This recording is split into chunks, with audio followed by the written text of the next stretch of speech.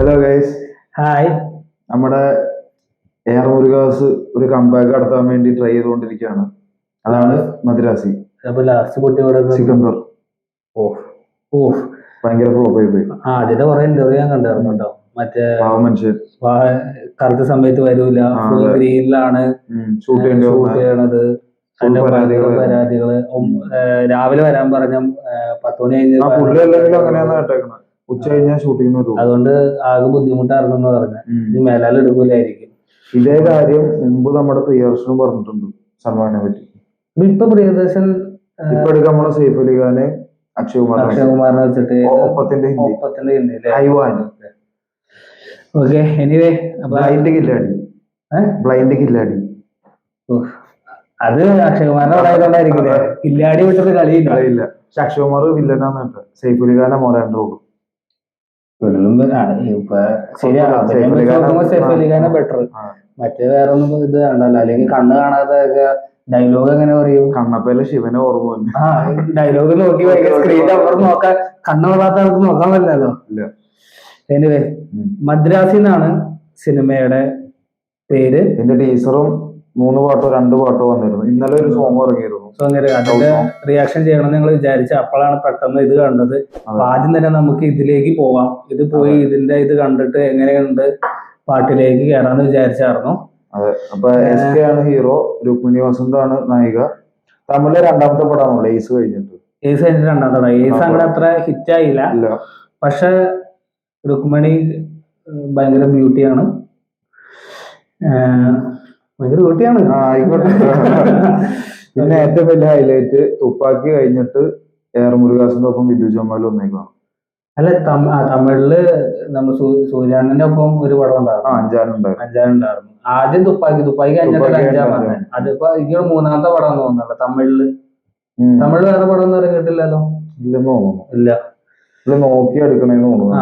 Anyway, പുള്ളി വില്ലനാണെങ്കിൽ നല്ലൊരു ശക്തമായ വില്ലനായിരിക്കും. നായകൻ വേർക്ക് തന്നെ ചെയ്യും. അതുപോലത്തെ ഒരു വില്ലനാണ് പുള്ളി. പിന്നെ ആനിയുടെ മ്യൂസിക് ഒന്നും പറയാനില്ല. അപ്പൊ പറഞ്ഞു പോകണ്ട, വേഗം കണ്ടു കഴിഞ്ഞിട്ട് നമുക്ക് പറയാം. உன்னை போல் பிறரை நேசி, எல்லாரையும் உன் குடும்பமா நினை. இதுதான் எல்லா ரிலிஜனும் எல்லா கடவுளும் சொல்றாங்க.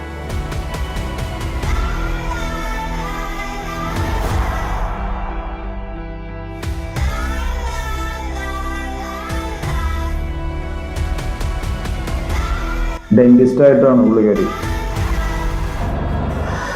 தமிழ்நாட்டுக்கு 6 கார்கோ ட்ரக்ஸ் லோக்கல் மீடி லீகல் கன்ஸ் வந்துட்டு இருக்கு.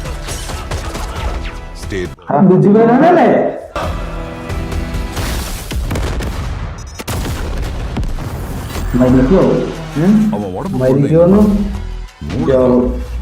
அவன் ஒண்ணு நினைச்சிட்டான்னா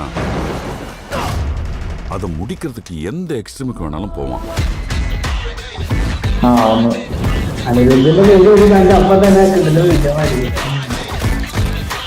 Getting into Tamil Nadu is not easy, Chirag.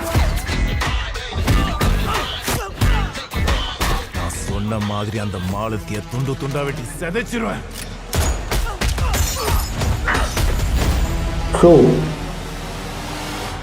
முடிஞ்சா தொடரா.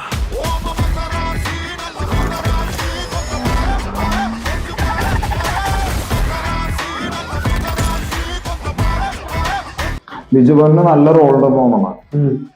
നല്ലൊരു ഓഫീസറാണ്.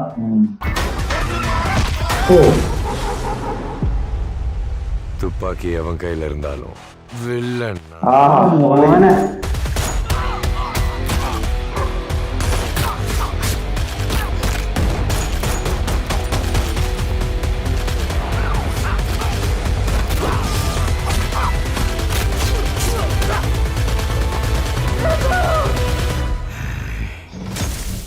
இது என் ஊரு சார், நானும் கூட நிப்பேன்.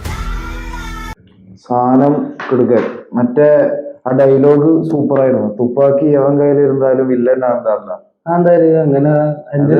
നമ്മുടെ തളപതി ഗോട്ടില് തുപ്പാക്കി ശിവാർത്തിയെ ലയിപ്പിച്ച അതുപോലെ തുപ്പാക്കിയിലെ നായകൻ ആരായിരുന്നു, അല്ല വില്ലൻ ആരായിരുന്നു? അപ്പൊ തുപ്പാക്കി ആരുടെ കയ്യിലാണെങ്കിലും വില്ലൻ ഞാൻ തന്നെയാന്ന് പറഞ്ഞു. പക്ഷെ എനിക്ക് തോന്നിയൊരു കാര്യം ഞാൻ പറയട്ടെ, ശിവകാർത്തികൻ ഡബിളാ. എന്താ തോന്നാൻ കാരണം? ഒന്ന് ലവർ ഒന്ന് ആക്ഷൻ അങ്ങനെയാണ്. അതായത് ആദ്യം കാട്ടുന്ന സീനില് അവർ റെനോൾട്ട് കമ്പനിയുടെ മെക്കാനിക്കോ അങ്ങനെ എന്തൊരു ഓഫീസറായിട്ടാ. പിന്നെ കാട്ടുന്ന സീൻ, പിന്നെ വരുന്ന ഒരു സീനില് അവൻ വരുന്നത് മറ്റേ പോർട്ടിലെ അതെ, അത് ഇടിക്കാൻ വേണ്ടി വേഷം മാറി പോയതായിരിക്കും. മേ ബി അങ്ങനെ ആയിരിക്കാം. പക്ഷെ എനിക്ക് അങ്ങനെ ഫീൽ ചെയ്യുന്നു. പിന്നെ രുക്മണിക്ക് എല്ലാത്തിലും ഉള്ള ഒരു സാധനം ഏസ് സിനിമയിലും ഈ ചിരിയുടെ സാധനം ഇവന്റെ അടുത്ത് കാട്ടുന്നുണ്ട്. പക്ഷെ പടം ഹെവി ആയിരിക്കും എന്ന് എനിക്ക് തോന്നുന്നു. കാരണം മുരുകദാസിന്റെ പടമാണ്. പിന്നെ തുപ്പാക്കിയൊക്കെ എടുത്ത് വെച്ചാൽ പിന്നെ ഇപ്പൊ തമിഴിനൊരു വമ്പൻ ഹിറ്റ് വേണം. പ്രതീക്ഷകൾ ഉണ്ടായിരുന്ന എല്ലാ പടങ്ങളും എല്ലാ വലിയ ഡയറക്ടേഴ്സിന്റെ ഫ്ലോപ്പ്, എല്ലാ വലിയ ആക്ടേഴ്സിന്റെ ഫ്ലോപ്പ്. ഇനിയിപ്പോ പ്രതീക്ഷയോടെ കാണുന്ന ഇതാണ്. വേറൊരു പ്രത്യേകത ഉണ്ടാവുള്ളത്, നമ്മുടെ ഭരദ്വാജ് വെങ്കൻ ഈ ഇയർ തുടങ്ങിയപ്പോൾ ഒരു ലിസ്റ്റ് ഇട്ടിരുന്നു ഏറ്റവും പ്രതീക്ഷയുള്ള പടങ്ങളെന്ന്. അതിനകത്ത് ഇപ്പൊ 4 പടവും വമ്പൻ ഫ്ലോപ്പായി. ഇനി 5ാമത്തെ പടം കിടക്കേണ്ട ഈ പടമാണ്. ഫ്ലോപ്പ് ആവാൻ ചാൻസ് പുള്ളി പറഞ്ഞ ഏറ്റവും ഹിറ്റ് ആവാൻ ചാൻസ് ഉള്ള 5 പടങ്ങൾ കൊടുത്തിരുന്നു. അപ്പൊ തീരുമാനം ഇതാണ്. പക്ഷെ എനിക്ക് അങ്ങനെ കണ്ടിട്ട് നല്ല ഫൈറ്റ് ഒക്കെ നല്ല അടിപൊളി ഫൈറ്റ്. ഫൈറ്റ് ആരാണാവോ? പക്ഷെ ഫൈറ്റ് നല്ല അടിപൊളിയാ. കൊറിയോഗ്രാഫി ചെയ്തേക്കണം, നല്ല ചെയ്തേക്കണേ. മ്യൂസിക് പിന്നെ പറയണ്ടല്ലോ. എല്ലാ ഇതിലും നമ്മൾ അനിരുദ്ധിനെ പൊക്കി പറയണ. ഇതിലോട്ട് പ്രത്യേകിച്ച് പറയൊന്നും വേണ്ട. അനിരുദ്ധിന്റെ പേര് എഴുതി കാണിച്ച ശേഷമാണ് BGM വേറെ ലെവലിലേക്ക് പോണത്. അത്രയും നേരെ ഒരു സ്ലോ ആയിട്ട് പോയിക്കുന്ന സാധനം പെട്ടെന്ന് പുള്ളിയുടെ പേര് കാണിച്ച ശേഷം നല്ല ഇതായിട്ട് ശിവകാർത്തികൻ ബോഡിക്കൊക്കെ വേണ്ടി നന്നായിട്ട് പണിയെടുത്തിരുന്നു പടത്തിന് വേണ്ടി. എല്ലാം പാക്കൊക്കെ നല്ല കറക്റ്റായിട്ട് എടുത്തിട്ടുണ്ട്. പിന്നെ ബിജു മേനോന് നല്ലൊരു കിടിലൻ റോളാണെന്ന് തോന്നുന്നു എനിക്ക്. എന്തായാലും നല്ലൊരു ഓഫീസറാ. പിന്നെ വില്ലനായിട്ട് നമ്മുടെ സർപ്പാട്ട ഇതിലെ മലയാളി തന്നെ ഡാൻസിങ് റോസ് മറ്റേ കൊത്തയിലൊക്കെ വില്ലൻ. പുള്ളി ശരിക്കും ബോഡിക്ക് വേണ്ടി ഒരുപാട് കഷ്ടപ്പെടുന്നതാണ്. പുള്ളിയും ഭയങ്കര ഒരു നല്ല കിടിലൻ വില്ലനായിട്ടായിരിക്കും. പുള്ളിയുടെ മേളിലായിരിക്കും നമ്മുടെ വിജയ് ജമാൽ വരാൻ വിജയ് ജമാൽ എന്തായാലും പൊളിക്കുമെന്ന് എന്റെ ഒരു വിശ്വാസം. എന്തായാലും വെയിറ്റ് ചെയ്യാം. സെപ്റ്റംബർ 5 വരും. അത്ര അടുത്ത് തന്നെയാണ്. അത് കണ്ടു കഴിഞ്ഞിട്ട് നമുക്ക് എന്തായാലും തുപ്പാക്കി നല്ല കൈകളിലാണ് ഏൽപ്പിച്ചത്. ശരിക്കും വില്ലനാണോ അല്ലോ എന്നുള്ള കാര്യം നമുക്ക് എങ്ങനെയാന്ന് നോക്കാം. സബ്സ്ക്രൈബ് ചെയ്യുക, ലൈക്ക് ചെയ്യുക, കമന്റ് ചെയ്യുക. ഓക്കെ, അടുത്ത വീഡിയോ ആയിട്ട് പിന്നെ കാണാം. ബൈ.